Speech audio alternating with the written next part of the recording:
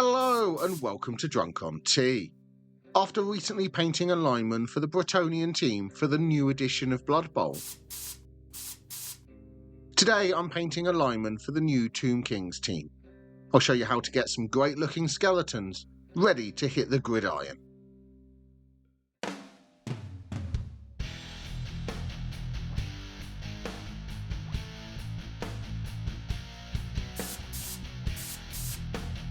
First thing I've done is prime the model white, as this will give a nice bright base coat, ideal for painting bone.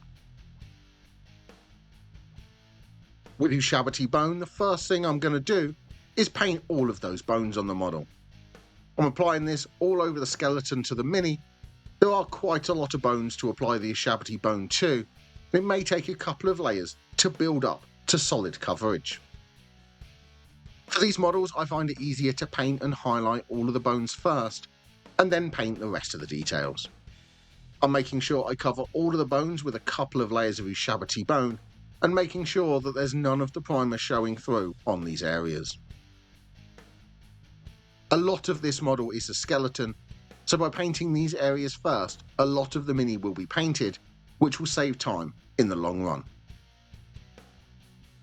With all of the bones painted with Ushabti bone, the next step will be to shade these areas, and for this I'm using Agrak's Earthshade. I'm going to apply this all over the skeleton, and the shade is going to sink into the recesses and add definition to the bones.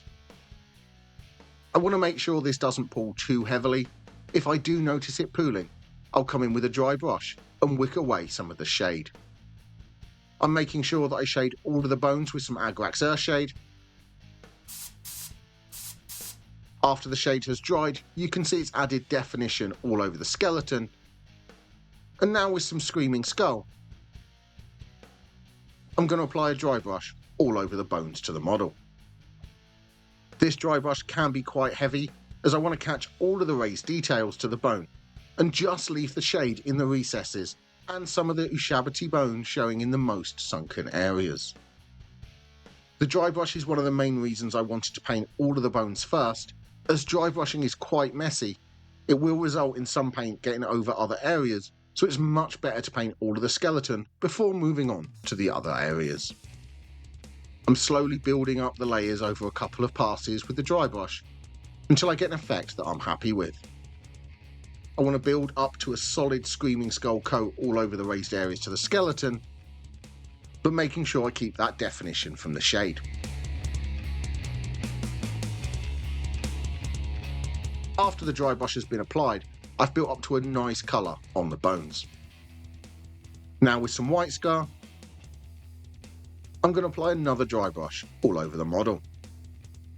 This dry brush is a lot lighter than the previous one.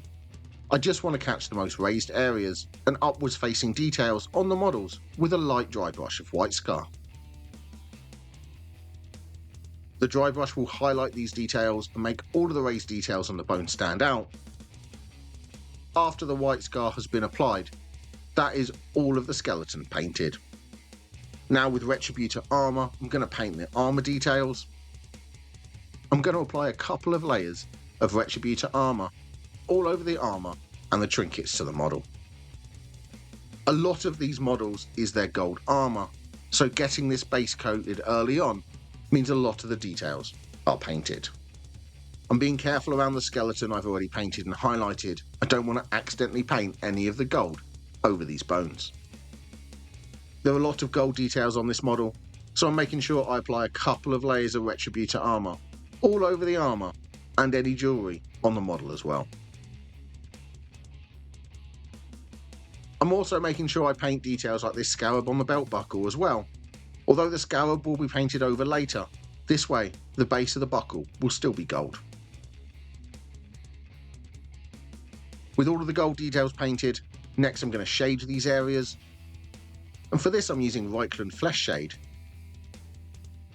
and applying this shade all over the gold details to the model. Reichland Flesh Shade works really well with gold to give a nice rich colour, and it will also sink into the recesses, darkening them down and adding some definition to all of the gold details. Once again, I want to avoid this from pooling. If I do notice it pooling too heavily, I'll wick any of the excess away with a dry brush. And with the Reichland Flesh shade dried, it's given definition to the gold, as well as leaving it with a really nice warm colour. Now with Corvus Black, I'm going to paint the shorts. I'm applying a couple of layers of Corvus Black all over the shorts, making sure I get good coverage to give this Tomb King a solid looking pair of playing shorts. With all of the gold on the model, the black shorts add some really nice contrast to the Mini. I'm being careful when I'm near areas I've already painted, but I'm just making sure I coat all of those shorts with a couple of layers of Corvus Black.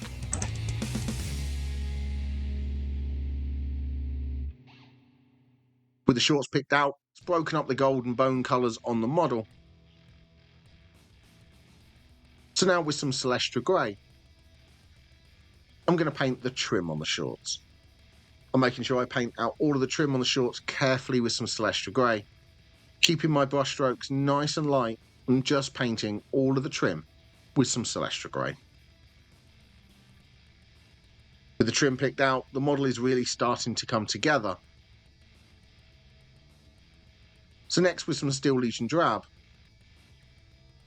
I'm going to paint all of the fabric.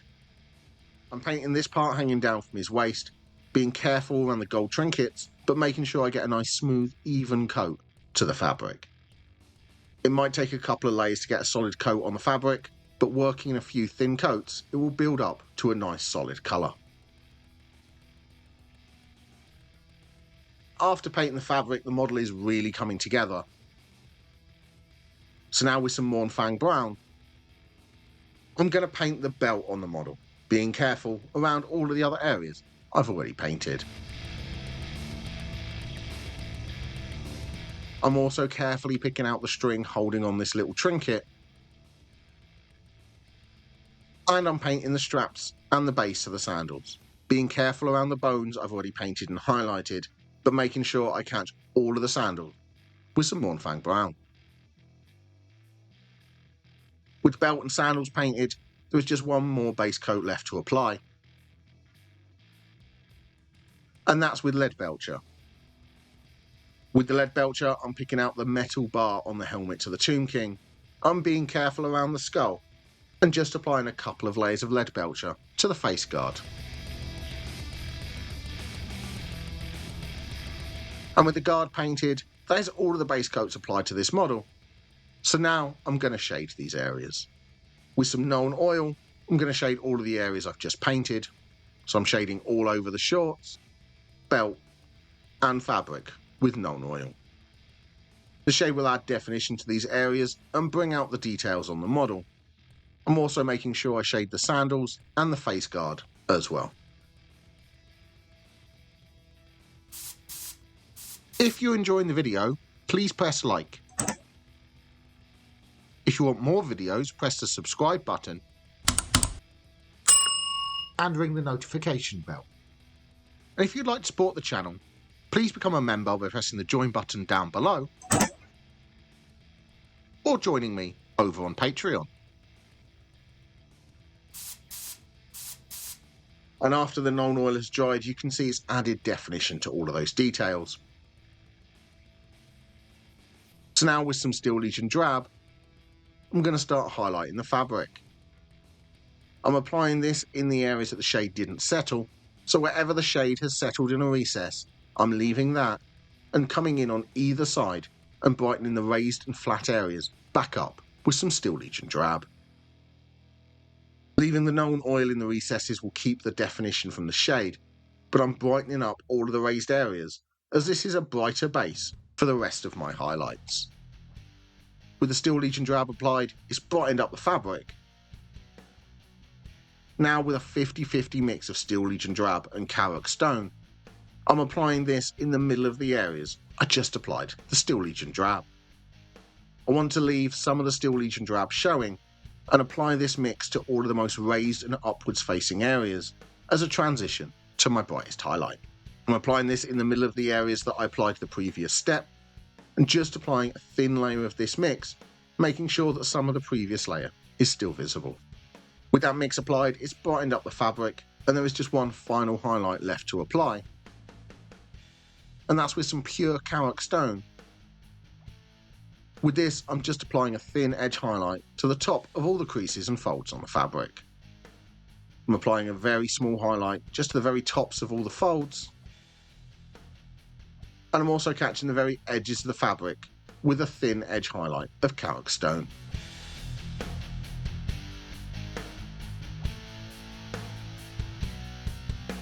With the Carrick stone applied, that's the fabric highlighted. Now with Eshin Grey, I'm going to highlight the shorts. I'm applying this as a chunky edge highlight to all the sharp edges and the tops of the creases on the shorts. Eshin Grey works really well as a subtle highlight over the Corvus black, and with another highlight it will really bring out the texture to the shorts. I'm making sure these highlights are large enough so that in the next step I can come in with a slightly brighter grey and apply another highlight within these. But for now I'm applying a chunky edge highlight to all of the detail with Eshin Grey. With the Eshin Grey applied, it's picked out all of those details. And now with some Mechanica Standard Grey, I'm applying a thinner edge highlight within the Eshin Grey I just applied. I want to make sure that the Eshin Grey is still visible and apply a much smaller edge highlight of Mechanica Standard Grey. This will really bring out the details on the shorts, but without them appearing to be too bright and still reading as black. With the black highlighted, next I'm going to highlight the white stripes. For this, I'm using White Scar. And I'm applying a thin edge highlight to all of the areas I painted with the Celestia Grey. White Scar works really well with Celestia Grey to give the impression of a slightly dirty white, ideal for the uniform of someone playing Blood Bowl. With the shorts highlighted, this player is really starting to come together. So now with some Scrag Brown, I'm going to highlight the belt and the sandals. For the belt, I'm catching the very top and bottom with a thin edge highlight of Scrag Brown. I'm also catching the rope that's holding the golden trinket as well. For the sandals, I'm catching the raised edges with a thin edge highlight of Scrag Brown. I'm keeping this nice and thin and just catching the very edges of all of the details with a thin edge highlight. With the sandals highlighted, next I'm going to paint the coloured pattern on the armour. First with my fist and red, I'm painting alternate squares on the armour, starting with this middle one, being careful around the skull as I don't want to paint over it. I'm making sure I paint all of the raised areas of the panel. After painting the central one, I'm missing one square and painting this one with red. I will also do the same on the other side. Later on, I will paint the missed panels with another colour to give the model that Tomb King look. I'm also doing the same with the small squares on the helmet, making sure I just catch the areas I want and don't paint over anything else. With the red painted, next I'm going to highlight it. So for this I'm using Evil Sun Scarlet, and I'm applying a chunky edge highlight around the edges of all the panels. I want to make sure this edge highlight is large enough that I can apply another highlight within it, but also small enough that I don't paint over all of the Mephiston red.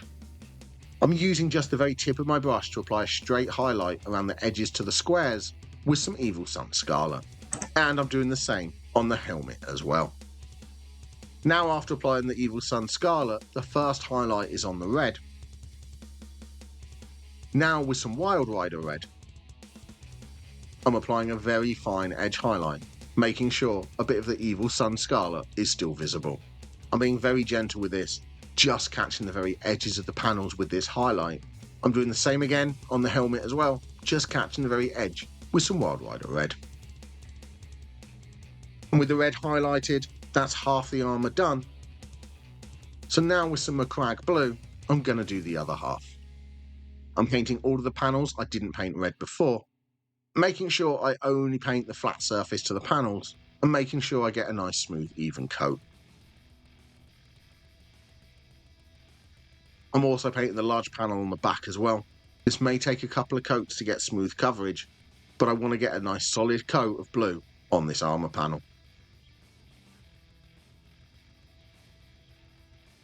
I'm also painting the remaining parts of the helmet as well, catching these with some MacLeod blue. With the blue applied, the next step is to also highlight this. So I'm coming in with some Calgar blue. And like before, I'm applying this as a slightly chunky edge highlight so I can come in with another colour after this on the very edges. I'm catching the very edges to all of the panels I painted with a Calgar blue edge highlight. I'm also catching the large back panel with an edge highlight of Calgar blue, once again making sure I leave enough space to come in with a smaller highlight next. And I'm catching all of the blue parts of the helmet as well with a Calgar blue highlight. And with the Calgar blue applied, there's just one final edge highlight left to apply. And that's with some Luthern blue.